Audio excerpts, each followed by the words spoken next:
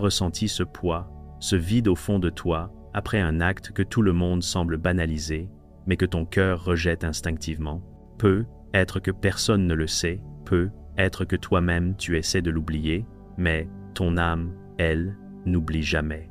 Aujourd'hui, je veux te parler de 5 péchés sexuels que l'islam interdit, non pas pour te juger, mais pour t'aider à guérir, à purifier ton cœur et à comprendre que chaque erreur peut être un rappel divin, un appel à revenir vers Allah.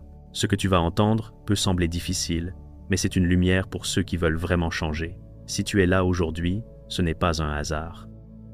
Être qu'Allah veut te parler, toucher ton cœur, alors reste jusqu'au bout, car ce que tu vas comprendre pourrait transformer ta relation avec lui. Commençons par le zina, l'adultère et les relations sexuelles hors mariage. Imagine un cœur qui s'assombrit en silence, sans cri ni violence, juste une distance qui s'installe entre toi et Allah. C'est cela, le zina. Sur terre, cela peut sembler banal, mais dans le ciel, cela secoue les fondations de la lumière divine. Allah dit dans le Coran: « N'approchez pas de la fornication, c'est une turpitude et quel mauvais chemin. » Al-Isra 10 à 7:32, remarques-tu? Il ne dit pas seulement « ne commettez pas », mais n'approchez même pas. Chaque regard, chaque pensée, chaque flirt est un pas vers un gouffre spirituel. Dans le mysticisme islamique, le zina n'est pas qu'un acte physique, c'est une blessure de l'âme, un voile qui s'installe entre toi et la lumière. Et ce voile peut mettre des années à se lever. Le mariage, dans l'islam, n'est pas juste un contrat social, c'est une alliance sacrée, une baraka entre deux cœurs. Briser cette alliance en dehors de ce cadre, c'est blesser la structure même de la miséricorde divine. Mais attention, le zina ne commence pas dans un lit. Il commence dans le regard, dans la pensée, dans l'attachement. Et plus on s'y habitue, plus le cœur devient sourd. Le prophète Muhammad sallallahu alayhi wa sallam a dit que chaque membre du corps peut commettre une forme de zina. Les yeux, la langue, les mains.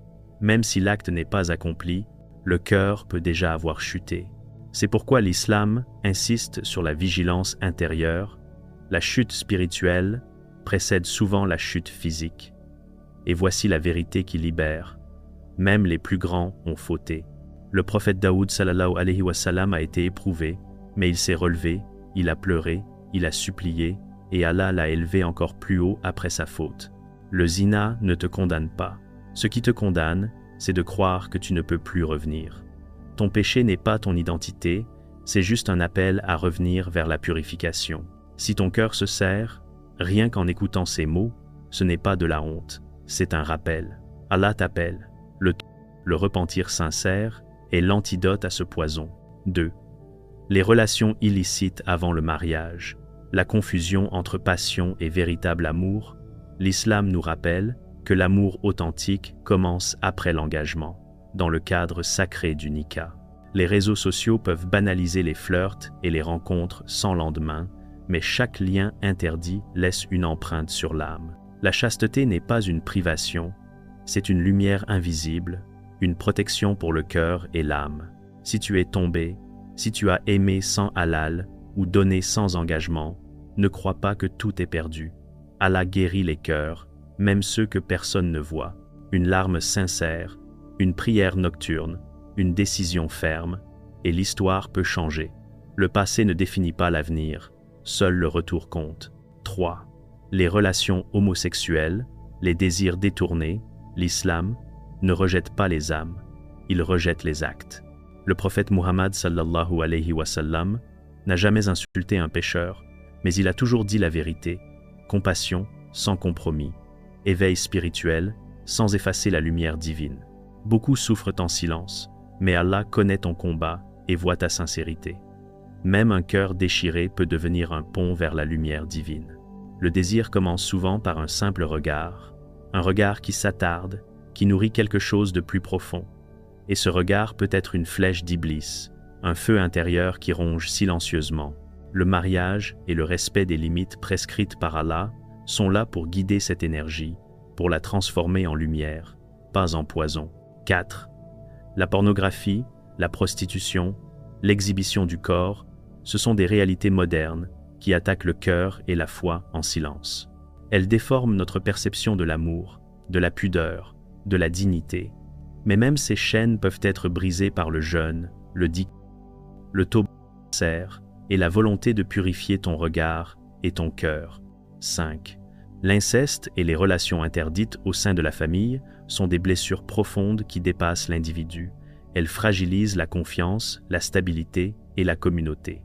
Pour les victimes, le rappel est clair. Tu n'es pas coupable, tu es blessé, et Allah est proche de toi. Pour les coupables, la justice et le repentir sont essentiels. Chaque péché sexuel est une blessure de l'âme, mais chaque blessure peut guérir si tu tends la main vers la lumière. L'islam n'est pas une religion de perfection, mais de retour, de rédemption, d'éveil spirituel. Ton passé ne te définit pas. Ce qui compte, c'est ton prochain pas. Alors aujourd'hui, demande-toi, qu'est-ce que tu es prêt à abandonner pour l'amour d'Allah? Quel petit changement peux-tu faire dès maintenant pour te rapprocher de lui? Chaque effort sincère est vu, aimé et célébré par Allah. Ta miséricorde t'attend plus vite que tes larmes. Si ce rappel t'a touché, abonne-toi, active la cloche et partage-le avec quelqu'un qui en a besoin. Peut-être que ton geste simple changera une vie.